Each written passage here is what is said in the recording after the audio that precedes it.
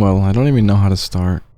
Well, I live alone, I'm 21 years old, and I live in a low-income apartment because I'm in college, and the money doesn't allow me to buy a newer one.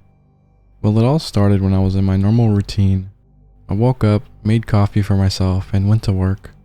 That week, I had left earlier because there was a power outage at work.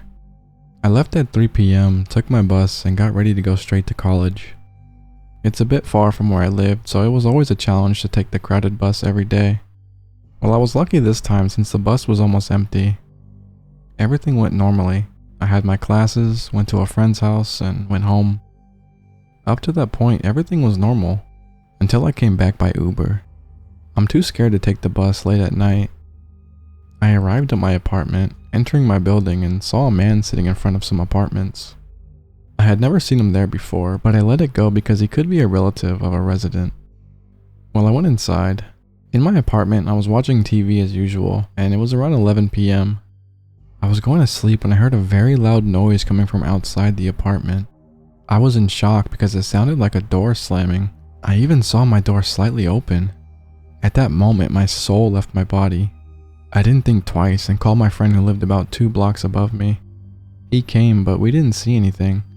We looked in all the rooms of my apartment and there were no traces. Until we decided to check the building's security camera. We spoke to the security guard and he said he would inform the supervisor about it. Then we saw on the camera the same man I saw earlier trying to open my apartment door. He succeeded, but when he was entering, someone probably heard him and he ran to the building's exit. Well, at that point, everyone in the building already knew.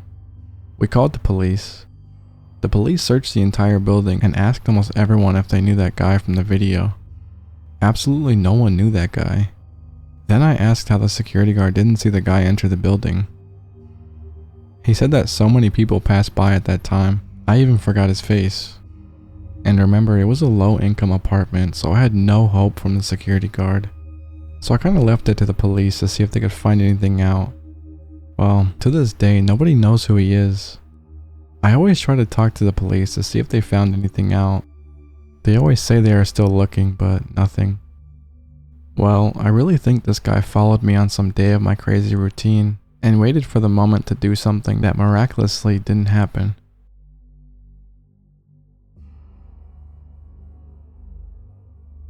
Before I tell my story, I just want to say I'm aware of how dumb it is to do stuff like this, and I probably won't do this for a long time after what happened a few months ago.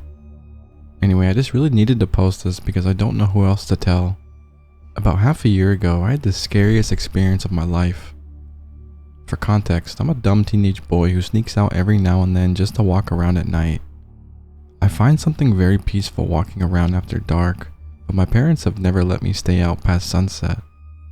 So for about a year, whenever school gets hard or just life in general gets stressful, I sneak out and just walk around for about 2 hours or so. Anyway, the night I'm talking about began with me deciding to go for another 2 a.m. ritual. I grabbed a sweatshirt and got my shoes on once I was outside and hopped the fence to freedom. After I was safely away from my neighborhood, I took one of my usual routes, which is cutting through another neighborhood and walking onto a winding road, where I then walk down the middle of it and head towards a circle of shops and fast food restaurants. I was probably there for a solid chunk of time just walking in a loop and ended up sitting on a bench. At some point I picked up a plastic spoon on the ground and started to grind it against the pavement until the spoon part was half gone out of boredom. This is important later. I was chilling there for a bit before I decided to walk around a bit more, and I eventually ended up at a park like 10 minutes away from my neighborhood where I usually end off the night just staring off into the sky. The park itself creeps me out sometimes because at night there's a huge ring of trees surrounding all sides of you and anyone could watch from the woods. Anyway, shit starts to get real here because I'm staring up into existence feeling like a philosopher while I'm laying on one of those table benches when I hear an old man whistle. I probably shot up because I had never had another human interaction on these walks, and I see this old man dimly illuminated by a street light by the only entrance of the park. I had seen him before. He's this tall, skinny white guy that walks around our town all day, and I would honestly think he was homeless if he wasn't wearing the same fancy button-up and cargo pants every day. Me and my mom have talked about him, and we think he's mentally disabled and probably lives with the caretaker. I had an interaction with him once. About a year ago, I was walking home in broad daylight when I passed the man who was at the time sitting on a bench. Dude just looks at me and says, "Jesus loves you," with a weird little smirk on his face. I responded with an awkward, "I know," even though I'm an atheist and didn't really think much of it. Anyway, back to the park at night. I just stared at him in the empty parking lot, probably way longer than I should have, because he was already creeping me the hell out. I imagine we were staring at each other for a real long time before he slowly starts walking toward me, and at this point I'm frozen in fear because why is this old white geezer out with me at like 3 a.m. in an empty park? I'm standing up at this point when he gets close to me and just gives me this cheeky grin like he knows something I don't yet, and I'm still just gawking at him like a buffoon. Have you ever scoffed at a book or movie when the main character is frozen in fear? Well, I have, and I never will again because at this point I'm more frozen than I've ever been in my life.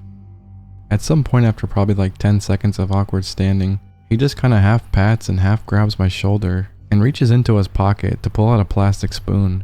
The same plastic spoon that I was holding about an hour ago at the shop plaza.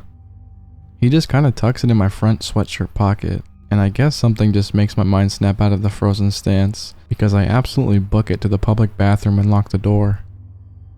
I'm now in this dimly lit bathroom in the middle of the night, and I'm guessing at this time it was past 3 in the morning. I assumed that maybe he would leave once he saw me in my state of panic, but honestly I don't think he ever left. I ended up looking closer at the plastic spoon and it was altered. Have you seen that one viral AI generated image where it looks completely normal at a glance, but you can't identify a single thing? If not, just search it up. Name one thing in this image. Now imagine that, except the word carved onto the plastic spoon, but you can't read it, or even identify any of the letters. I think I sat in that locked bathroom for over half an hour just contemplating every single decision I've made in the past year that led up to the nightmare I was in that moment. To be clear, I had no phone or any way of contacting someone because my parents installed Life 360 on my phone and they can see my location whenever. I also had no watch or access to the outside to tell the time.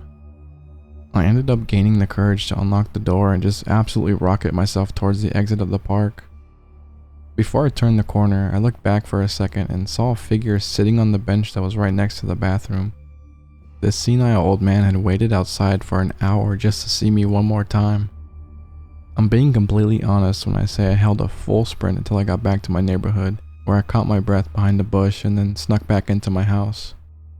I haven't gone out at night since that experience, and I don't know if I'll ever sneak out again. I still have the spoon buried somewhere in my wardrobe, but I haven't looked at it in months. Sometimes I think about how long he was following me, and if it was an isolated incident, or if he had been stalking me on other late night trips. I would love to hear your guys' opinion on this matter, unless you're here to lecture me about my actions because, trust me, I've already learned. Anyway, creepy old man that was stalking me that night, let's not meet again.